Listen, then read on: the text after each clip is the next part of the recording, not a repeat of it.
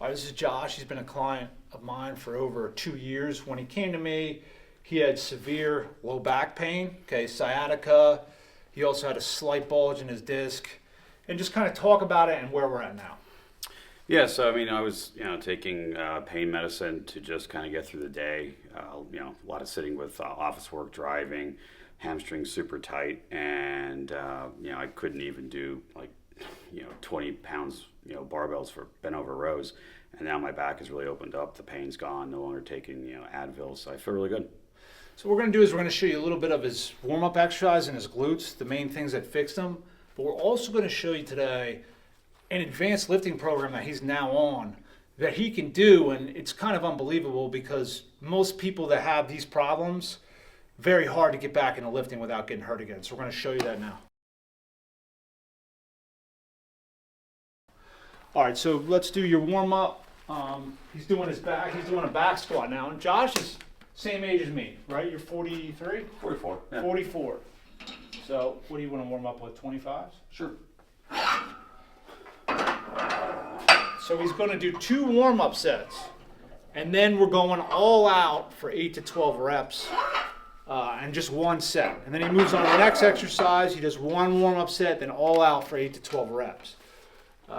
So we have the percentages. He's basically using around 75 to 80%. Okay? Only doing 1 set to failure, and then he goes on to the next exercise. This way it's not too fatiguing, but we really saw that you can get a lot better strength gains at our age and have a lot less risk if you're using between 80 to 70% of somebody's max in that 8 to 12 rep range going to complete failure. And we'll show you what that is after this set. So there's a lot of preparation before he could do this. The reason he can do this without back pain is because his glutes are strong as hell.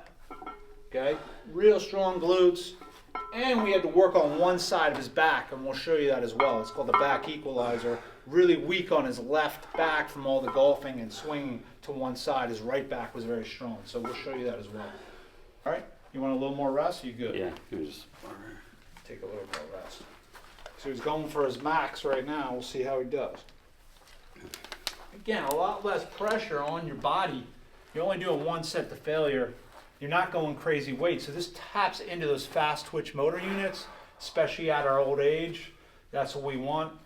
And we just found it the most efficient way. This is kind of how Dorian Yates basically trains, except when after you get done failing, then he has a partner and he has you fail even more for like another 4 to 5 reps after that, eccentrically, and then he helps you up.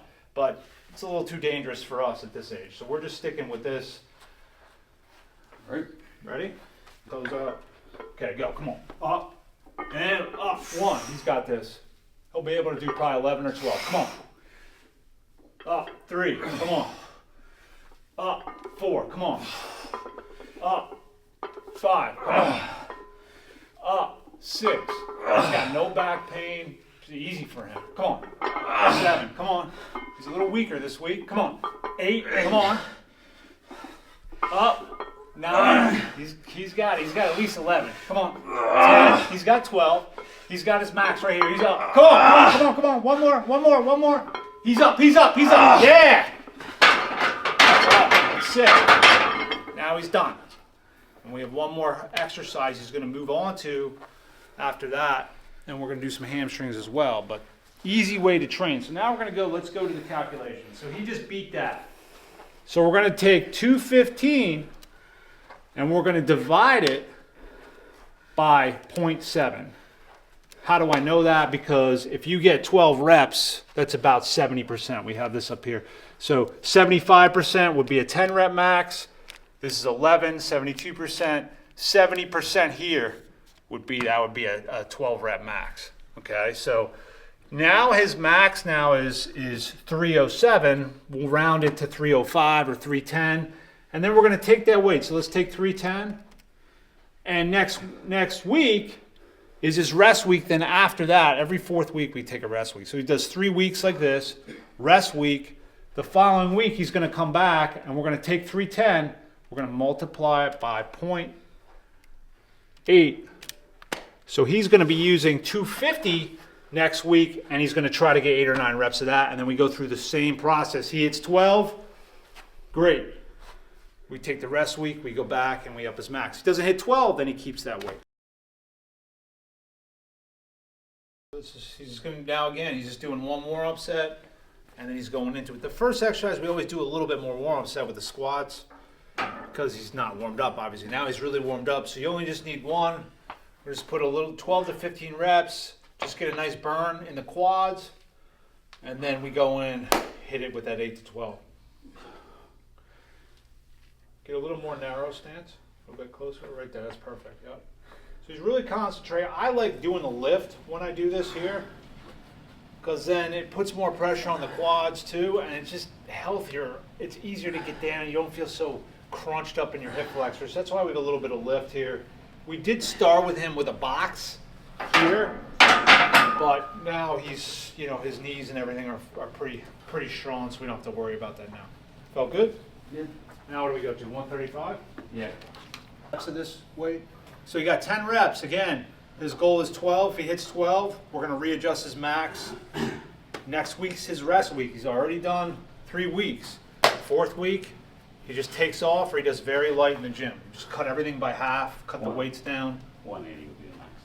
So he's got a 180 max, and we're using 80% of that. But really the 80%, he started at 8.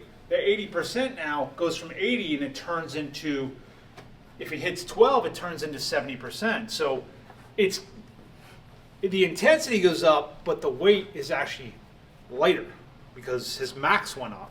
So that's why else this is really safe. You're not trying to go up in weight every week. You're trying to up the reps so much, and the intensity is higher. So that just makes it a very safer system rather than trying to go back the next week, and now he's going to hit 80%, and then he's going to hit 85% the next week, and he just keeps going up in weight, and then it's going to wear on the joints. That's why this is a safer system. Okay, ready? Let's hit it. Ready? And just go for 10 if you're tired. Up, 1, good. Up, 2, control that. Up, 3, come on. Up, 4, come on. Up, 5, come on. Up, 6, good. Control the bottom. Up, 7, come on. Come on. Up, 8, nice. 9, perfect. Come on, 10. Come on, come on. You got one more in you. You got one more in you. You want one more? He's done. I'm fried. All right, so he got 11. So guess what? We're going to keep that weight. He'll have his rest week next week. We're going to keep that same weight for front squat when we start the cycle. If he hit 12, then we're going to readjust the max for the following week. That's simple. That's how we do it.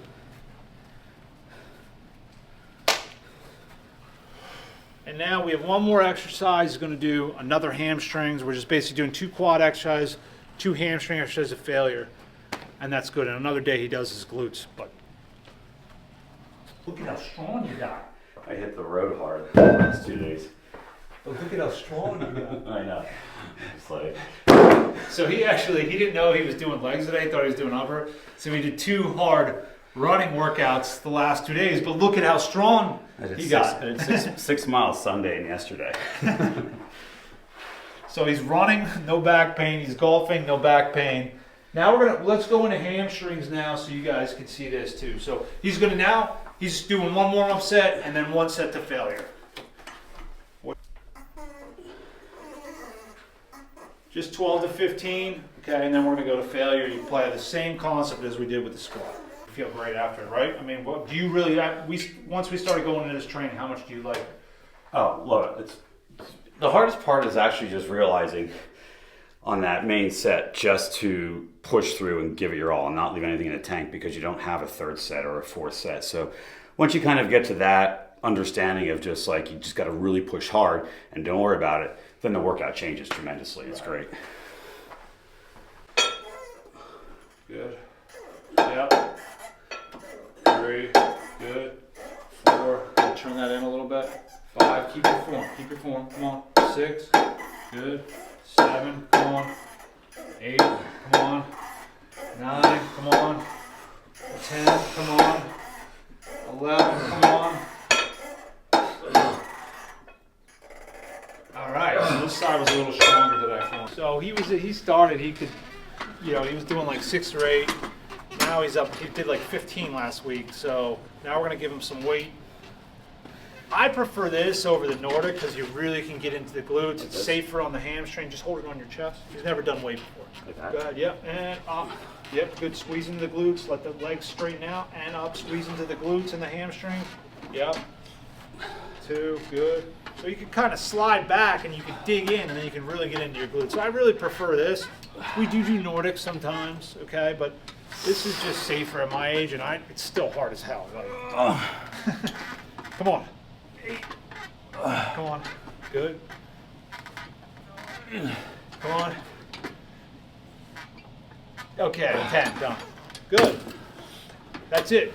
That's his workout for today. Pretty simple, pretty quick. So his technique was a little bit off with his hamstrings, so I'm just on his rest week, we're just working on it. But look at how, get your knees up and then see how he's got a nice straight back. That's what he really wants. Yeah, that's what he really wants to be working on when he's doing this. So we're just perfecting his technique on his rest week. All right, so this is his back equalizer. So this is working his left side of his erector when he does this here. So he's taking a 45-degree angle on a 45 back extension machine. He's not doing a side raise. This is like, that little angle, that little lateral flexion allows him to really strengthen up his left erector. This was, the glutes were the most important, but this is just how he's able to go and lift pretty heavy now and have the back support. Literally when he started, his right back was like this big and his left back was here, and that's from all. And on this side, look, on this side, he just does his left side. I mean, he does right side raise, because the right actually in your oblique it's super weak from your swinging because the left pulls through. So left side here, I mean right side here, okay, oblique, left side erector. That's how you counterbalance all the swings. So that's basically what we're doing here. But again, his back was like this. One back was out here, right back was out here, left was here. Now we've strengthened it and made it stronger on this side so there's more muscle girth to try to equalize it out. And now when he's swinging golf too, there's no pain. So this is one of his hip exercises we did. If you notice, it almost looks like a chiropractic adjustment. Again, this is on our app and you can get the details of exactly how to do it. But the key with this is if we look at his hips, do you see how still they are? Like as he lifts his leg, do you see how they do not move backward? That's the key. That's what we're trying to do with this technique right here, is just keep everything nice and still. And then he opens his shoulder up here. And now he's opening up his SI joint and really getting into, he wants to feel it right here into his glute. So here's the other exercise we did. Again, the key is that this hip, if you notice, it's like 3 inches forward.